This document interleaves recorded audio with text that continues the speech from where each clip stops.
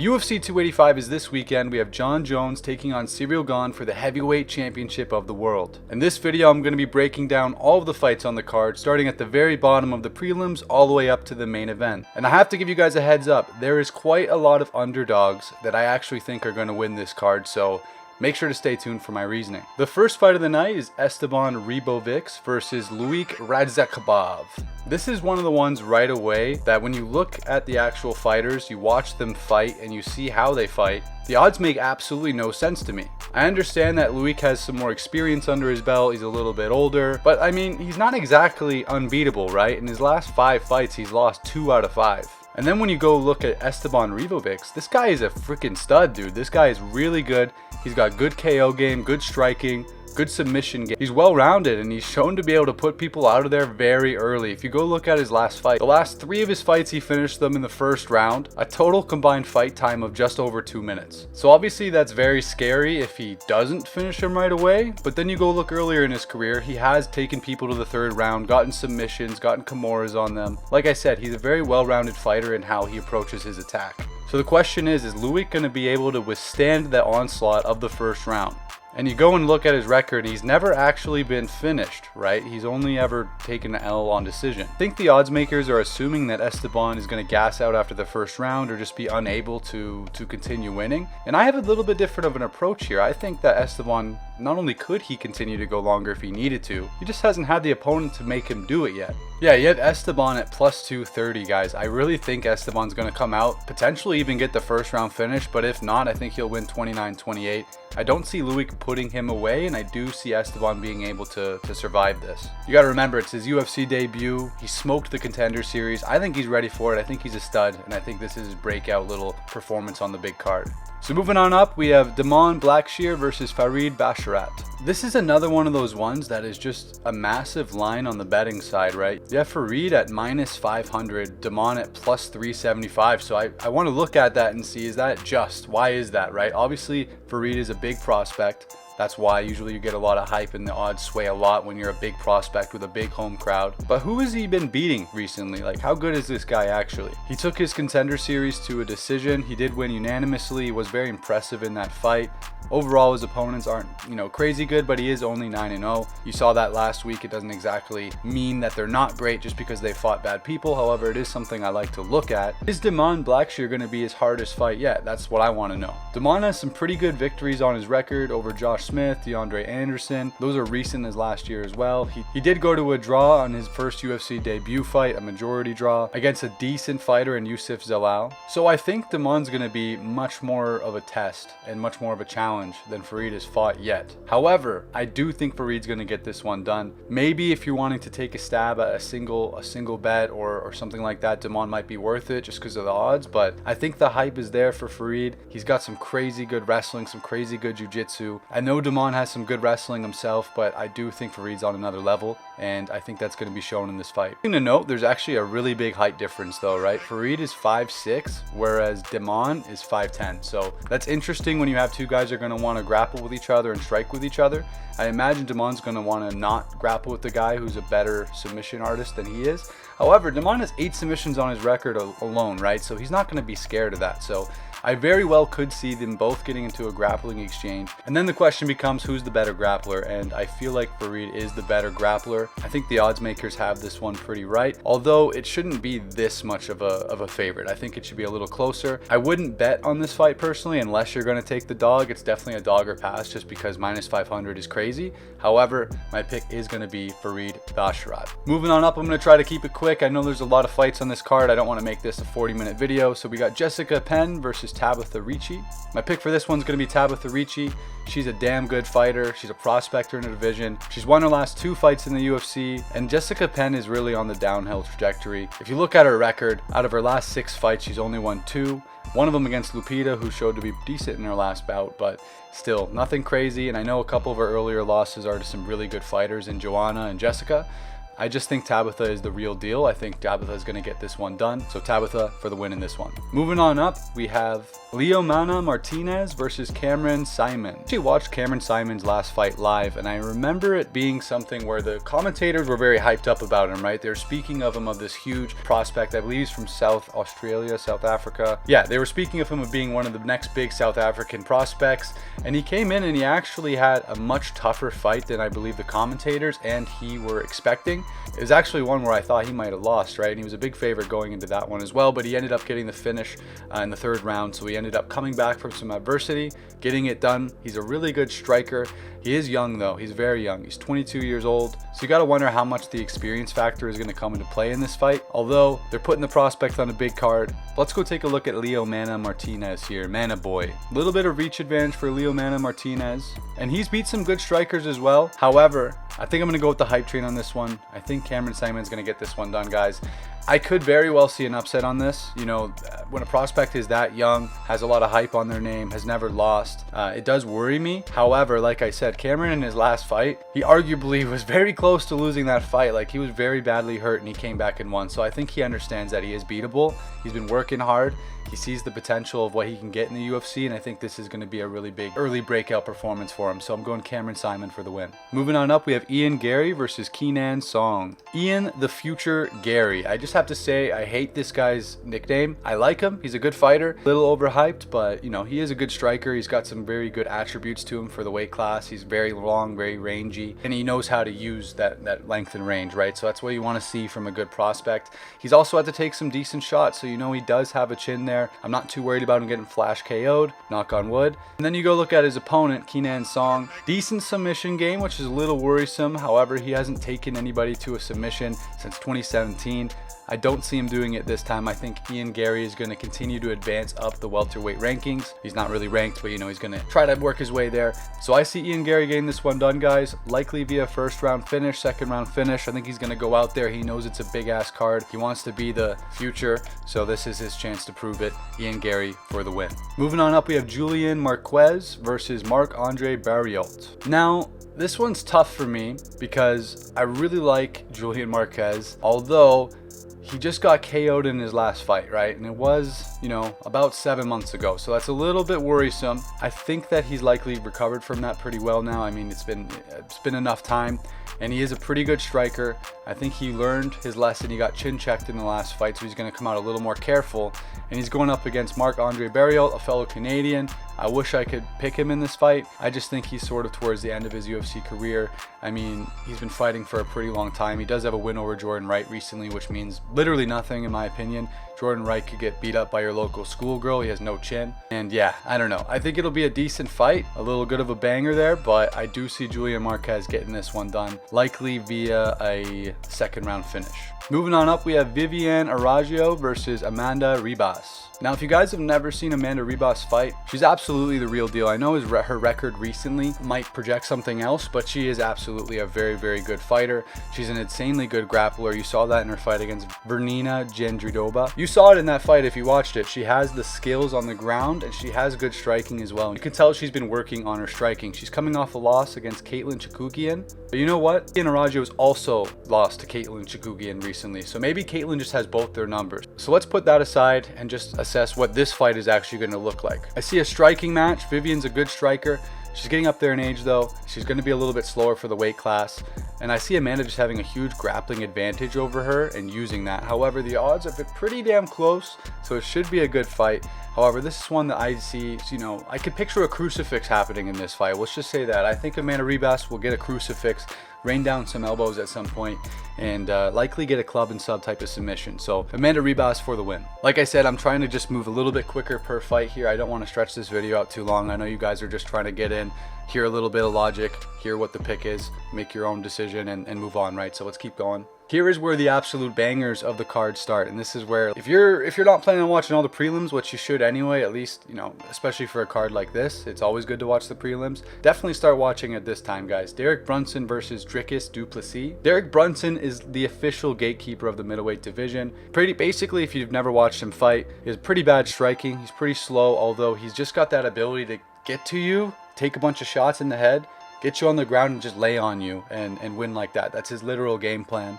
And he's going up against Dricus, who is shown to have some damn good submission game, good wrestling himself, decent speed, good chin, just went a hard-ass fight with Darren Till and proved that he has the cardio. Although he always breathes super heavy out his mouth and looks tired, he seems to actually have good cardio. Whereas Derek does not have good cardio. He genuinely gets tired. So I see this as a pretty easy fight for Dricus.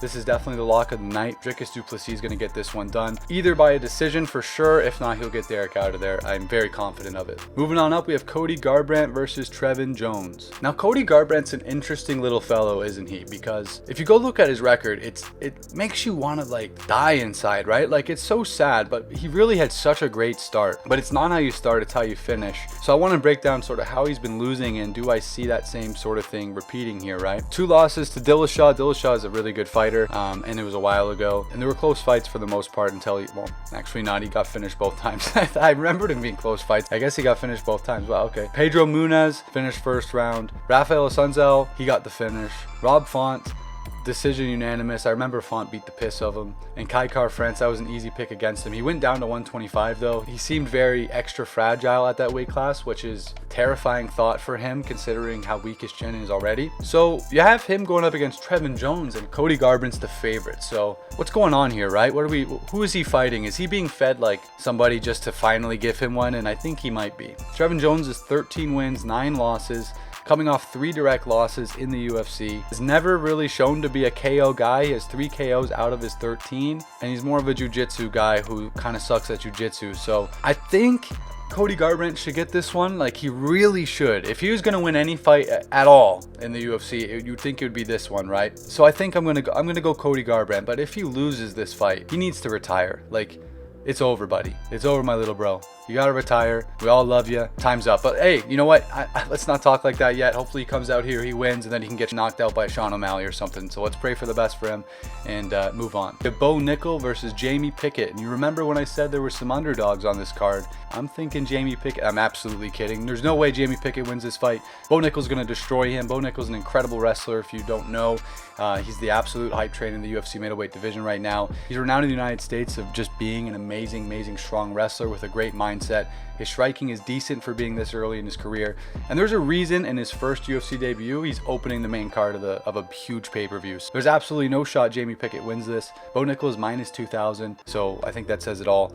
And yeah, Bo Nickal for the win. Moving on up, we have Mateusz Gamrot and Jalen Turner. Now this one is very interesting to me because it should be an easy fight for Mateusz in theory, right? You have the wrestler versus the striker. However, Jalen Turner is a freak of nature at that division if you didn't know this. He's the tallest and lankiest guy. He actually still has a good strength to him, a good build to him. He's able to hold his own in grappling exchanges, and he's shown that. However, he's never fought a grappler on the same level as Gamrot, right? So that's what makes it such a hard test for him. So thinking about how this fight's gonna go down, Jalen wants to keep you at the range, use his long limbs, do damage on the outside, obviously not get taken down, and you have him going up against a guy who's one of the most relentless takedowners in the UFC. Gamrot will just keep trying and trying and trying. So it's gonna go one of 2 ways. Gamrot's gonna get him down, get the sub, get him down, hold on him, and win a decision like that. Or Jalen's gonna knock him out, right? Like, Jalen's gonna catch him coming in, hurt him, get him down, get on top of him, get the TKO. So if you're wanting to do a little dog, I could see Jalen Turner maybe doing it. However, my pick is Gamrot.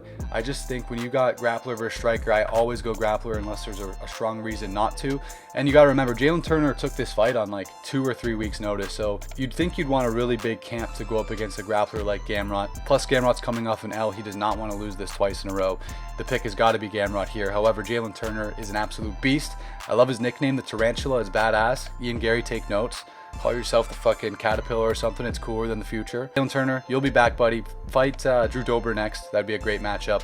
Gamrot's going to get this one, though. Moving on to the next one. So next we have Geoff Neal versus Shavkat Ramonov. And Geoff Neal is a G. He's been around a while. He's willing to take a lot of tough tasks. Shavkat's just not the dude you'd want to be locked in there, though. This guy's like Hamzat without the hype, but like he deserves the hype of Hamzat. He's so good. If you've never seen him fight, he makes it look easy. He makes you look like you don't belong being in there with him. He's one of those guys, you know what I mean? There's good fighters, there's great fighters, and then there's those guys who make you look like you don't belong being in there with them. At least until they find somebody that is up to the task. And I don't think Geoff Neal is going to be that guy for him. I mean, Shavkat just literally ran through Neil Magny and did it easily. And I see it being pretty similar. Shavkat's going to get this one. likely first round finish. I see him getting him out of there right away. On to the co-main event here, we got Valentina Shevshenko versus Alexa Grasso. Shevchenko's coming off a controversial win. I actually think that she lost her last fight personally. I don't think that's going to mean she's going to just come in here and lose to Alexa. Alexa's not really a strong grappler. She's a really good striker, really fast for the division, really accurate. However, when you have Valentina coming off of in her mind, I bet she's like, oh, damn, I could have lost that fight. I think you're going to see something where you saw Amanda Nunes go in versus Panna the first time, lose, realize she's beatable, come back, train harder, come back and dominate. I think you're going to see something like that here. I'm taking Valentina Shevchenko by a third round finish. I think she'll start off having to manage the range, the boxing of Alexa Grasso, but she'll use her leg kicks to sort of keep that at bay. Wait till she can time some grappling, do a lot of good clinch work. I see that. I see Valentina getting her out of there. It won't go to decision, and Valentina is going to hold her title. Now here we are, the main event of the evening. The reason you are watching this video, the reason we're all going to be tuning in to the card this weekend. We have Jon Jones versus Ciryl Gane. Now this is one that is very, very, very interesting to call, right? The odds have it pretty close. It's minus 161 for Jones, plus 141 for Ciryl Gane. So very well, the odds makers see this as, you know, anybody could win this, but Jones has the edge. I would actually agree with the odds makers on this one. But there's a couple factors you really want to take into consideration before, you know, locking that ticket on this one, right? So I'm going to get into that here. So when you think of Jon Jones, you think of this invincible fighter, this guy who just can do everything inside of the octagon. He's renowned by all of the GOATs as the GOAT. So there's no way he can possibly lose this fight, right? Well, not exactly. So if you look at his last few fights, just to remind everybody, his last fight was Dominic Reyes. He arguably lost that fight. He had a really hard time dealing with Dominic's footwork, his willingness to engage with him, and the fact that he wasn't towering over Dominic like he usually does against all of his earlier opponents, right? Usually Jon was standing here while his opponents were here. His legs were way longer, and a big part of his game is just, you know, those teeth kicks to the knees, keeping you at distance, and then sort of dealing with you however he wants. He hasn't shown to be able to do that as well with people who are always moving. They're on the bike. And who does that remind you of? That's literally how Ciryl Gane fights, right? So right there is a big wrench in the idea that Jon is going to be able to do this easily. Even take it a step further, his fight before that, Thiago Santos, one where he did win, it was still a split decision where Thiago Santos injured his knee in the very first round. And Thiago Santos is nowhere near as big as Ciryl Gane, nowhere near as strong, doesn't hit as hard, arguably not even as fast. Although I would say the kicks are faster, I think Ciryl has much better and much quicker boxing, however. So those are his last two fights. And then before that, you have some good wins against Anthony Smith, Alexander Gustafsson. Smith is a decent fighter. He just didn't really show up that night. Gustafsson, he's sort of washed at this point. You can see that now. You know, and then before that, it's been a damn long time until you've seen Jon Jones really look impressive and really be, you know, the Jon Jones we all know and love. So when you look at that, right, and then you combine it with Ciryl Gane has yet to be a champion. I believe he might have been the interim champion, he was, but he's never been the unified, undisputed champion at the UFC yet. Ciryl Gane is very aware of what Jon Jones is going to want to do to him. Jon Jones has even been saying it in the interviews. He's going to mix it up. He's going to wrestle him, right? I see Ciryl Gane being very able to use his footwork just like Dominic and Thiago was able to. Stay on the outside of the octagon, keep his back to the back of the octagon, so if Jon does push him up, it'll be easier for him to get up. Being able to just sort of poke, be able to sort of outland and beat Jon Jones in that way on a decision. I don't see Ciryl Gane finishing Jon, but I could very well see Ciryl Gane winning on a decision.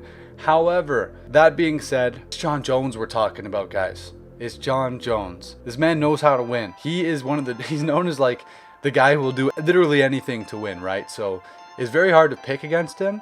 I want to. Logic sort of points, like if you look at it, you have the older fighter, the inactive fighter, the guy who's on a downward trajectory arguably, against the guy who's quick, young, big, strong. Number two should win that, right? He really should. However, I go down with this ship, I go down with it. I'm picking Jon Jones. I think Jon Jones will find a way to win. I think he'll win a very close split decision. He'll be able to just wrestle hump his way just a little bit. And we gotta remember, when Jon gets on top of you, he's not like Francis. He's not gonna lay there. He's gonna rain down some devastating blows. Jon gets Ciryl Gane down in the center of the octagon. You could definitely see a submission coming from Jon Jones. You damn bet he's been training that exactly, right? Jon is smart. He has a great fight IQ. And that's what I'm banking on here. I know the odds are sort of stacked against him in terms of the things I mentioned, Father Time and all that. It's just Jon Jones, guys. If it was anybody else in his position, I'd be picking Ciryl. I'm going to pick Jon Jones on this one though. So that's it for this breakdown. I hope it wasn't too long, and I hope you guys had some good ideas for your cards, or just if you wanted to see what, you know, what other people are thinking of and what you're thinking of. Let me know in the comment section down below. I'm so excited for this card. I mean, I've been waiting for this for the last few weeks. The last few cards have kind of sucked, but this one is awesome, and it sort of kicks off the next couple months of some banger UFC cards just right after back, right after back, right after back. So if you're a UFC fan and you like videos like this, make sure you guys subscribe. Appreciate it, and leave a comment. Let me know what you guys think, and I'll see you guys in the next one.